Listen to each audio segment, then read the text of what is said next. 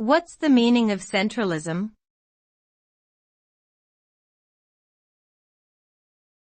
Centralism.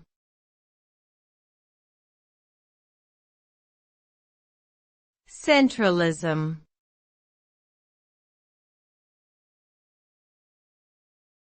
Centralism.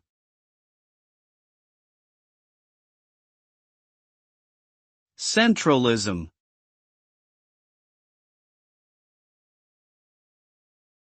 Centralism is a political ideology that emphasizes the concentration of power and decision-making authority in a central authority or government.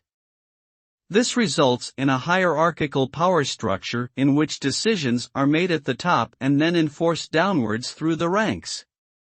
Proponents of centralism argue that it provides stability and efficiency, as well as making it easier to implement policies and laws.